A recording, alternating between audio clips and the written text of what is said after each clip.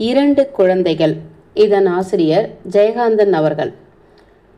2 அடுக்கு 3 அடுக்கு மாடிகளுடைய கட்டிடங்கள் நிறைந்த அந்த தெருவில் பெரிய உத்தியோகஸ்தர்கள், டாக்டர்கள், வக்கீல்கள் முதலியோர் வாழ்ந்தனர்.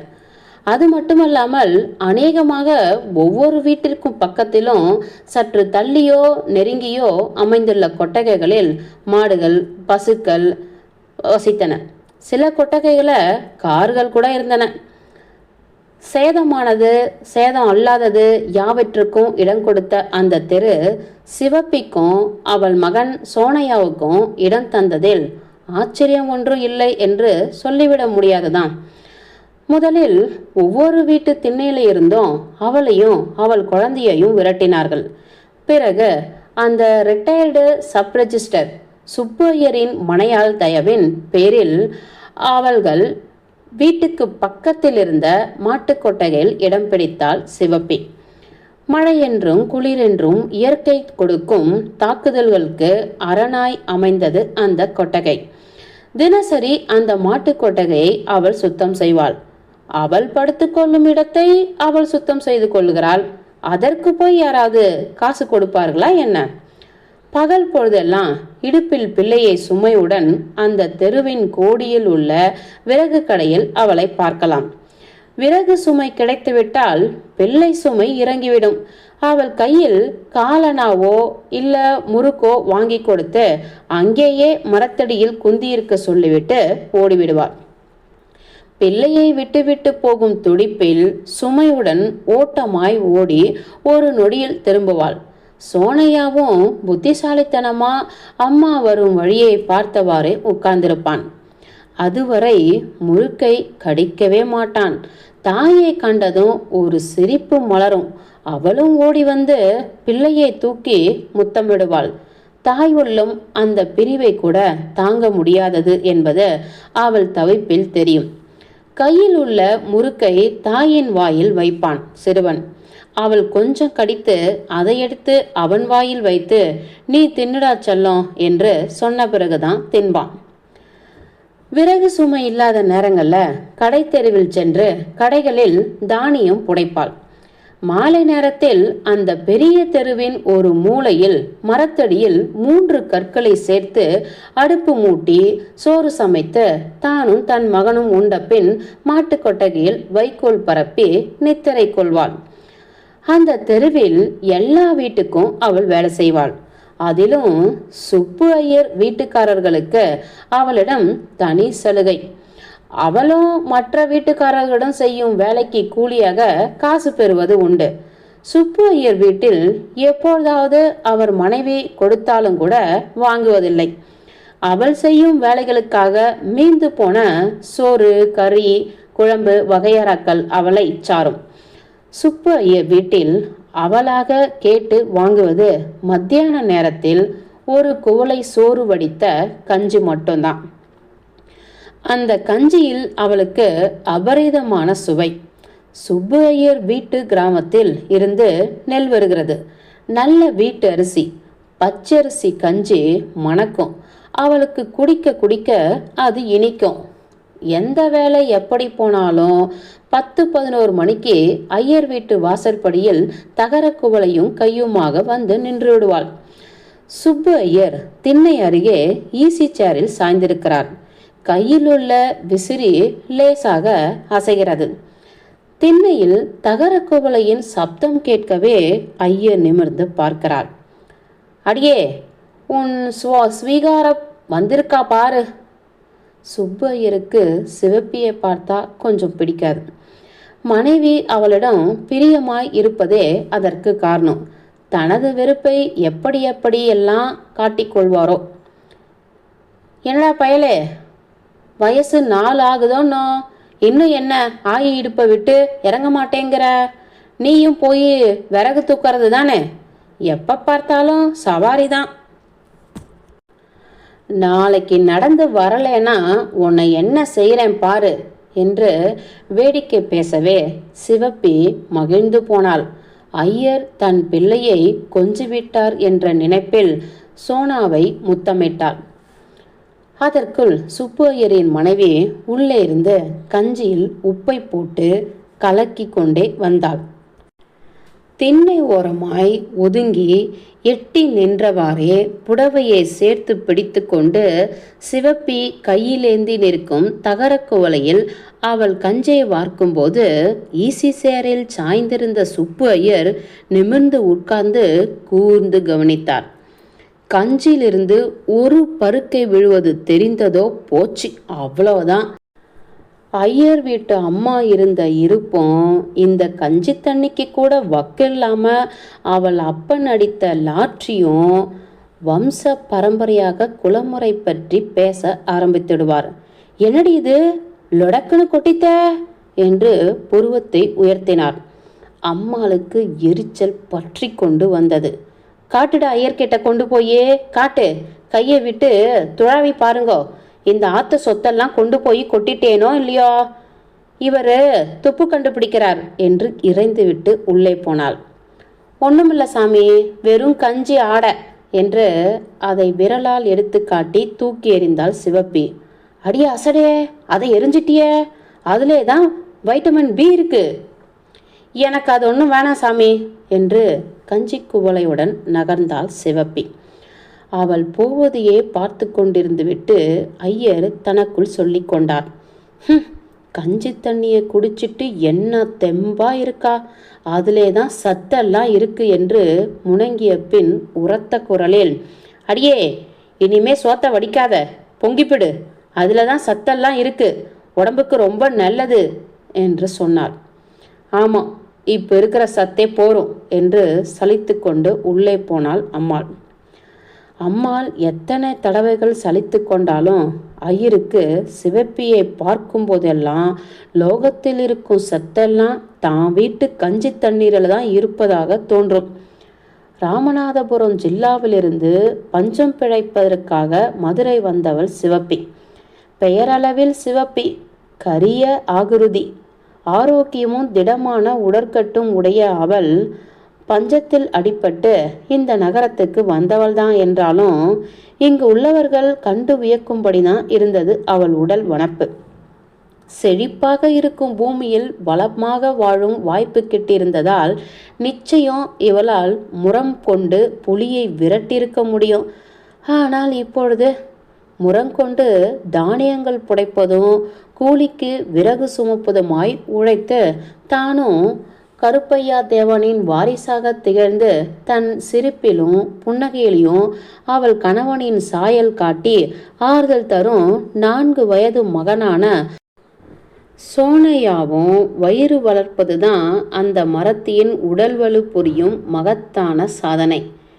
இடுப்பு குழந்தையும் தாயுமாய் அவளை இங்கே விட்டுவிட்டு ஏதாவது வேலை தேடி வருவதாக சொல்லி வடக்கு சீமைக்கு போன அவள் புருஷன் கருப்பையா தேவனின் முக தரிசனம் 6 மாசமாகியும் கிடைக்கவில்லை. அன்று ஐயர்வாளுக்கு பிறந்த தின வைபவம். வீட்டில் விசேஷமானதால விருந்தினர்களும் வந்திருந்தனர். வந்தவர்களுக்கெல்லாம் பந்தி நடந்ததால சிவப்பி கஞ்சிக்காக காத்திருக்க வேண்டி இருந்தது. பிள்ளை பசியால் துடித்தான். அவனுக்கு பராக்கு காட்டி பேசி சிரித்து விளையாடியவாறு கொட்டகையின் ஓரத்திலிருந்த மரநிழலில் குந்திருந்தாள் சிவப்பி. உங்க ஐயா எங்கல என்று மகனின் முகவாயை பிடித்து கொஞ்சினாள் சிவப்பி. ஐயா போய்த்தாரு. எப்பல வரும் உங்க ஐயா என்றதும் அவன் அவள் மடியிலிருந்து இறங்கி நடந்து தெருவில் போய் நின்று 2 பக்கமும் மாறி மாறி பார்த்துவிட்டு வந்தான். ஆத்தா, ஐயா என்று 2 கையையும் விரித்தான். அவன் முகத்தில் ஏமாற்றமும் சோர்வும் படர்ந்திருந்தது. ஐயா நாளைக்கு வந்துடும், வர்றப்ப உனக்கு முட்டாயி, முறுக்கு, புது சட்டை எல்லாம் கொண்டாந்து கொடுத்து அப்புறம் நம்ம ஊருக்கு போய் நம்ம வீட்டில் இருக்கலாம் என்று கூறும்போது அவள் குரல் தழுதழுத்தது. கண்களில் நீர் துளிர்த்தது. மகனின் முகத்தில் முத்தம் கொடுக்கும்போது அவன் முகத்திலேயே கண்ணீரையும் துடைத்து கொண்டாள். இந்த சமயத்தில் ஐயர் வீட்டு வாசலில் இலை வந்து விழும் சப்தம் கேட்டது. ஆத்தா கஞ்சி கஞ்சி என்று குழந்தை பறந்தான். மகனை தூக்கி இடுப்பில் வைத்துக்கொண்டு கையில் தகர குவளையுடன் போய் நின்றாள் சிவப்பி. சுப்பு ஐயர் அப்போதுதான் சாப்பாடு முடிந்து திண்ணை அருகே ஈசி சேரில் வந்து சாய்ந்து ஏப்பம் விட்டார். என்ன சேப்பி, இன்னைக்கு விசேஷங்களா சாமி? அவள் சாதாரணமாய் உபச்சாரத்துக்குத்தான் கேட்டு வைத்தாள். என்னத்த விசேஷம் போ, ஊர்ல இருந்து பொண்ணு வந்திருக்காளோ நான், அதான் இஹிஹி. இவளுக்கு ஏதாவது தர வேண்டியிருக்குமோ என்ற பயத்தில் பூசி மழுப்பினார் ஐயர். உள்ளே இருந்து அம்மாளின் குரல் மட்டும் கேட்டது. யாரது? சேப்பியா? ஆமாங்க, சேத்த சந்து வழியா கொல்லப்புறம் வாயேண்டி, உன்னைத்தான் நினச்சுட்டே இருந்தேன். தொட்டியில் 2 வாளி ஜலம் சேர்த்து நிரப்பு. சாப்பிட்டாவளுக்கு கையலம்ப கூட ஜலம் இல்லை, சீக்கிரம் வா என்று அம்மாவின் குரல் ஒலித்ததும் இடுப்பில் இருந்த குழந்தையுடன் உள்ளே போகும் சிவப்பியை பார்த்து, இடுப்பை விட்டு இறங்காம உன் உசுரை வாங்குறதே, சனியத்தை இறக்கி விட்டுட்டு போ என்றார் ஐயர். குழந்தையை இறக்கி மர இழலில் உட்கார வைத்து, ஆத்தா போய் கொஞ்சம் தண்ணி இறைச்சி ஊத்திட்டு வாரேன், அழுவாம குந்திருக்கியா ஐயா என்று அவனை முத்தம் கொஞ்ச நாள் சிவப்பி. சரி என்று சமர்த்தாக தரையில் சம்மணம் கட்டி உட்கார்ந்து கொண்டான் சிறுவன். சந்து பக்கம் போகும்போது சிவப்பி திரும்பி திரும்பி தன் மகனை பார்த்து சிரித்து கொண்டே சென்றாள். அவனும் சிரித்தவாறு உட்கார்ந்திருந்தான். பையன் அழாமல் அடம் பிடிக்காமல் இருந்ததில் ஐயருக்கு கொஞ்சம் ஏமாற்றம், ஆத்திரம் என்று கூட சொல்லலாம். உள்ளே இருந்த ஆராகோணம் அவராகோணம் கதிகளில் எல்லாம் குரலை முழக்கி கொண்டு வந்தான் அவர் மகள் வயிற்று பேரன். அவனுக்கும் வயது 4 தான் இருக்கும். 4 விரலையும் வாய்க்குள்ள திணித்தவாறு சினுங்கிக் கொண்டே அவர் அருகே வந்தான் பேரன். ஏண்டா கண்ணா அழற, இப்படி வா, மடியில் வந்து தாச்சுக்கோ என்று பேரனை அழைத்தார். மாத்தேன் போ அம்மா என்று வாயை பிளந்து கொண்ட அழ ஆரம்பித்தான் குழந்தை. அம்மா சாப்பிட்றாடா கண்ணா, சாப்பிட்டுட்டு வந்து உன்னை தூக்கிடுவான். சமத்தோன்னோ அதை பாரு அந்த பையனை, அவன் அம்மாவும் எங்கேயே போய்த்தான் இருக்கா, உன்ன மாதிரி அவன் அழறானோ என்று சோனையாவை காட்டினார் ஐயர். சோனையா கையை தட்டி கொண்டு ஐயரின் பேரனை பார்த்து சிரித்தான். அவனோ காலை உதைத்து கொண்டு அழுதான். தனது பேரனுக்கு அவனை வேடிக்கை காட்ட போய் தன் பேரன் அவனுக்கு வேடிக்கையாகி போனானே என்ற ஊமை ஆத்திரம் ஐயருக்கு. ஏண்டா சிரிக்கிற, அப்படியே போட்டேனா என்று விளையாட்டாக கண்டித்தும் தம் எரிச்சலை தீர்த்து கொண்டார் ஐயர். அந்த பையன்தான் அசடு, அவனை நன்ன அடிப்போமா? அவர் பேச்சை காதில் வாங்கி கொள்ளாமல் கத்தினான் பேரன். இதைவிட அசடு லோகத்தில் உண்டோ, நன்னா உதைக்கணும் என்று கருவிக்கொண்டே ஐயர் மகள் எச்சில் இலையுடன் தெருப்பக்கம் வந்தாள். இலையை போட்டு கையை கழுவிய பின், சனியனே கத்தி பிராணனை தொலைக்காது என்று பல்லை கடித்து கொண்டு வந்து மகனை தூக்கி கொண்டாள். இரண்டி பொண்ணு, ஒன்றும் சாப்பிடாம இலையை கொண்டு வந்து எரிஞ்சிருக்க, எல்லாம் அப்படியே இருக்கு, ஜாங்கிரி கூடன்னா அப்படியே கிடக்கு, இப்படி வேஸ்ட் பண்ணுவாளோ என்று அரற்றினார் ஐயர். இந்த சனி என்ன சாப்பிட விட்டாதானே, சரி அவனை கத்த விடாத, அவனுக்கு ஒரு ஜாங்கிரி கொடு என்று சொல்லிவிட்டு சோனையாவை பார்த்தார். ஏண்டா பயலே, நோக்கு ஜாங்கிரி வேணுமா என்றார் கண்களை சிமிட்டி கொண்டே. பையனுக்கு ஒன்றும் புரியவில்லை. மிட்டாய்டா, மிட்டாய் வேணுமா? மிட்டாய் என்றதும் பையனுக்கு புரிந்துவிட்டது. சந்தோஷத்துடன் தலையை ஆட்டிக்கொண்டு எழுந்து வந்தான். அதோ அதான் மிட்டாய்டா, எடுத்து தின்னு பாரு, இனிக்கும் என்று நாக்கை சப்பு கொட்டி ஆசை மூட்டி எச்சில் இலையை காட்டினார் ஐயர்.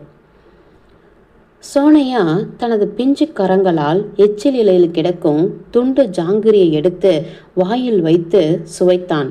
எலே எலே போடல, கீழே போடல, தூ என்று கூவியவாறு சந்திலிருந்து ஓடி வந்த சிவப்பி அவன் கையில் இருந்த ஜாங்கிரியை தட்டிவிட்டாள். துப்புல துப்பு என்று அவன் தலையில் நறுக்கென்று கொட்டினாள். சோனையா அழுதான். அவன் பிளந்த வாய்க்குள் விரலை விட்டு அந்த ஜாங்கிரி துண்டை வடித்து எரிந்தாள். நான் எலும்ப முறிச்சு கஞ்ச ஊத்துறேன், எச்ச பொறுக்கியா என்று முதுகில் அறைந்தாள். குழந்தைய அடிக்காத சேப்பி என்றார் ஐயர். இல்லை சாமி, நாங்கள் இல்லாத ஏழைங்க, இப்பவே கண்டிக்காட்டி நாளைக்கு எச்சக்கலை பொறுக்கியாவே ஆயிடும் என்று சொல்லிவிட்டு இடுப்பில் இருக்கும் சோனையாவின் முகத்தை துடைத்து, இனிமே எச்செல்லாம் எடுக்காது என்று சமாதானமாய் கேட்டாள். பையன் விம்மிக் கொண்டே ஐயரை காட்டி, சாமி சாமி தான் எடுத்து திங்க சொல்லுச்சு என்று அழுதான். சிவப்பிக்கு உடம்பு பதைத்தது. கண்கள் சிவக்க ஐயரை பார்த்தார். ஏன் சாமி, உன் பிள்ளையா இருந்தா சொல்லுவீங்களா? உங்க எச்சி வஸ்தியா இருந்தா உங்களோட, என் பையனுக்கு ஏன் அதை தரணும் என்று கோபமாய் கேட்டாள். என்னடி அது சத்தம் என்று கேட்டுக்கொண்டே பாத்திரத்தில் கஞ்சை கொண்டு வந்தாள் வீட்டு அம்மாள். நீயே பாருமா, என் மூட்டு பிள்ளைக்கு எச்சில திங்க பழக்கி கொடுக்கிறாருமா சாமி என்று கண்ணை துடைத்து கொண்டாள் சிவப்பி. நான் என்னடி பண்ணுவேன்? நேக்கு அவர் ஒரு பச்சை குழந்தை, உன் குழந்தைய நீ அடிக்கிற, நான் என்ன பண்றது சொல்லு? ஏண்டி சேப்பி, நான் தான் அவனை எடுத்து திங்க சொன்னேன்னு சொல்றியே, நான் சொன்னதை நீ கண்டையா என்று எழுந்து வந்தார் ஐயர். என் மவன் வரவனுக்கு பிறந்தவன், பொய் சொல்ல மாட்டான் சாமி, ஆக்ரோஷத்தோடு இறைந்தாள் சிவப்பி. ஐயர் அசந்து போனார். ஆமா, சொன்னேன் தான் வச்சுக்கோ. ஏன் எங்க வீட்டு கஞ்சிய தினம் குடிக்கிறிய, அது மட்டும் எச்சில் இல்லையா? அதுவும் எச்சில் தான், தெரிஞ்சுக்கோ என்று பதிலுக்கு இறைந்தார் ஐயர். இந்தா சாமி, உன் எச்சு கஞ்சி நீங்களே தான் குடிச்சுக்குங்க, இந்த எச்சில எனக்கு வேணாம் என்று தகர குவளையை தடால் என சாய்த்துவிட்டு மகனை தூக்கி இடுப்பில் பொத்தென இருத்தி கொண்டு வேகமாக நடந்தாள் சிவப்பி.